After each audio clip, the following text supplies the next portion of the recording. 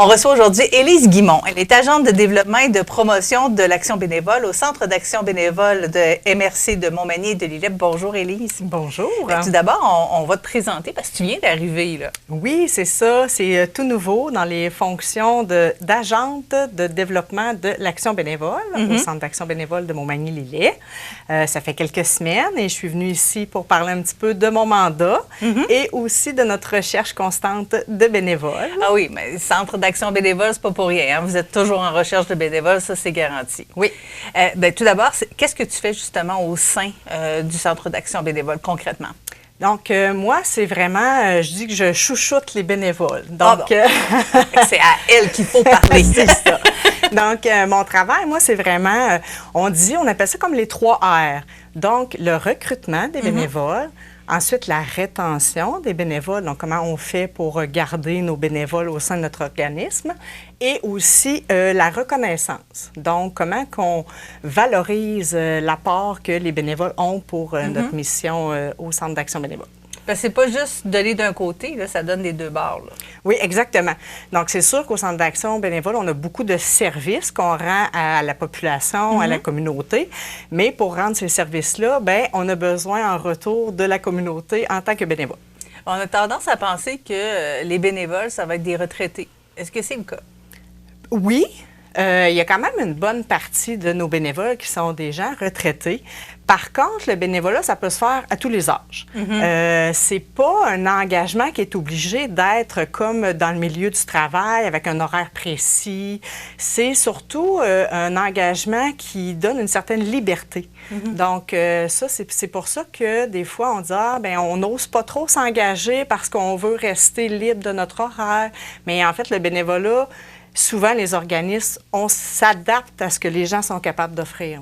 Oui, j'imagine qu'au fil du temps, c'est effectivement ce qu'il a fallu faire parce qu'on s'est rendu compte au fil des années que c'est toujours les mêmes là, qui donnent leur nom comme bénévole à quelque part. Oui, ça, c'est sûr que c'est un fait que les gens qui font du bénévolat, mais moi, je crois que c'est parce qu'ils découvrent quelque chose qui leur fait du bien.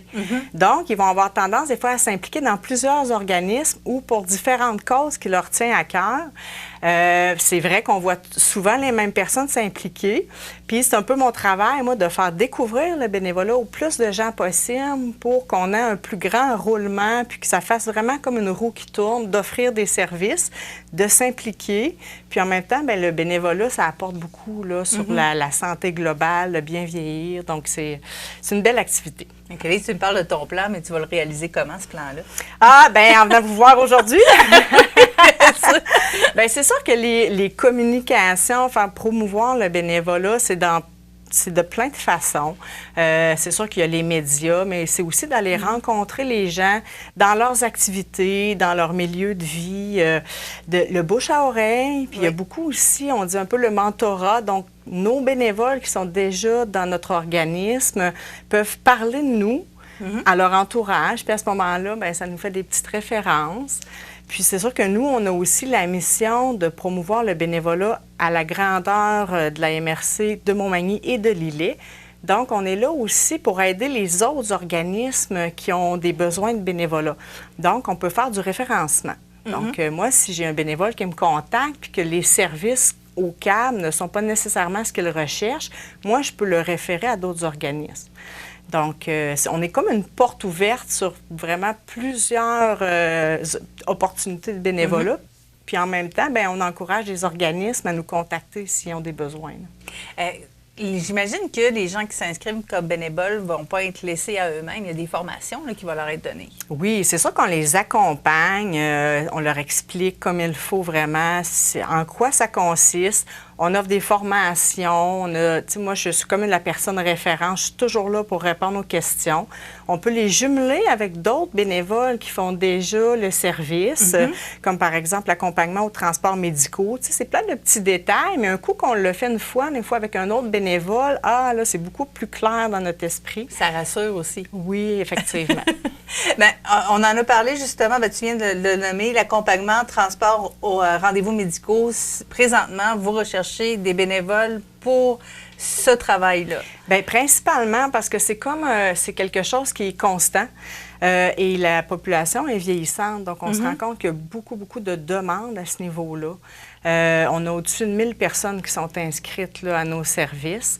C'est pour l'accompagnement, dans le fond, au transport, l'accompagnement de transport aux rendez-vous médicaux. C'est pour accompagner les personnes aînées qui ont soit de la difficulté un peu avec la mobilité, des fois de la difficulté à s'orienter. Ils ont besoin d'accompagnement pour aller à l'hôpital. Ça peut être à la clinique médicale, chez le dentiste, l'optométriste.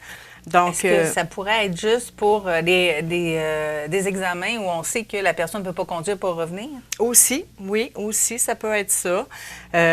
Puis souvent, c'est sûr qu'on dit aux gens, si vous avez un entourage qui peut vous offrir ce service, d'aller voir en premier les gens dans votre famille, vos amis, vos enfants. Et si vous avez vraiment pas trouvé de solution, mais là, c'est là où notre service peut rentrer en considération. Puis, il y a des transports longue distance, donc ça peut être pour aller à Lévis, à Québec. Il y a des petits transports locaux, donc quelqu'un qui voudrait faire du bénévolat, mais juste une petite heure dans la journée ou pas, bien, ça peut être juste des transports locaux, Montmagny, Lillet, dépendamment où le bénévole habite. Là. Il y a accompagnement dans le titre aussi, donc la personne va rester sur place. Oui, c'est ça. Donc, c'est pas juste de faire le taxi.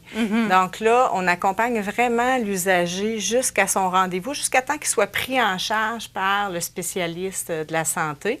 Là, à ce moment-là, le bénévole est libre. Mais c'est ça. Il faut faire un accompagnement aussi complet là, de la personne. En dehors du fait d'avoir un permis de conduire valide et un véhicule, qu'est-ce que vous recherchez comme profil de personne pour ce bénévolat-là? Bien, c'est sûr que ça prend de l'empathie. Il faut aimer les gens. Souvent, nos bénévoles, par contre, ils nous disent qu'ils aiment ça. Ça leur rapporte aussi quelque chose parce qu'ils ont vraiment le sentiment d'aider quelqu'un. Donc, c'est donnant-donnant. Donc, il faut avoir de l'empathie, permis de conduire. Puis, c'est pas bien plus compliqué que ça. Nous, on rembourse les frais de kilométrage. Puis, si le bénévole doit être présent avec l'usager durant une période de repas, on peut rembourser les repas aussi. Donc, c'est vraiment une belle opportunité de faire un don de soi qui nous rapporte. Ouais. Puis on n'a pas à payer en plus. Mais si non, j'ai bien compris, c'est ça. Non, c'est ça. Même que ça peut au final leur donner un petit quelque chose parce que quand on rembourse les kilométrages, tout ça, il y a tout le temps comme un montant forfaitaire là, d'usure de la voiture et tout ça. Là. Donc, non, c'est sûr que c'est pas un emploi.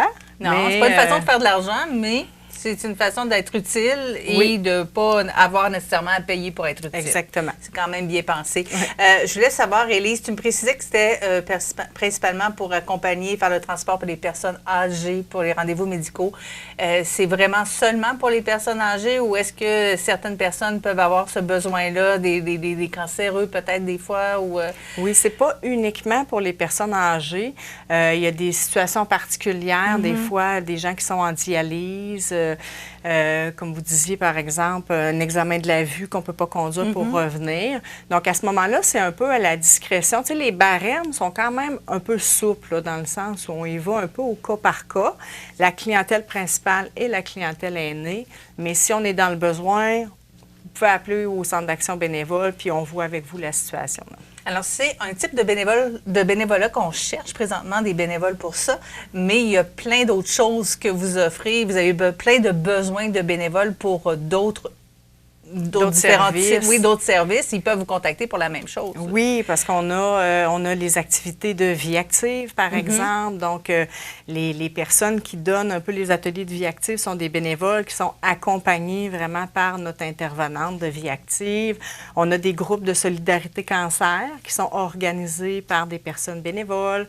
On a des répits pour proches aidants. Donc, il y a beaucoup de services là, au Centre d'action bénévole, autres que le transport. Quelqu'un qui n'aurait pas de voiture, mais qui voudrait s'impliquer.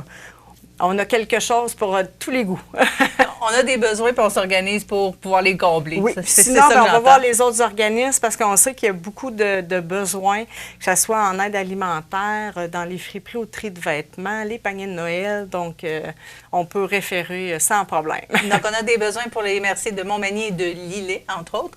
À quel numéro on peut vous contacter? Au 418-248-7242. Et moi, mon poste est le 109 pour l'action bénévole. Merci beaucoup, Élise Guimond. Merci. Alors, Élise, elle est agente de développement et de promotion de l'action bénévole au Centre d'action bénévole des MRC de Montmagny et de Lillet. Si vous voulez vous impliquer, c'est à elle qu'il faut vous adresser.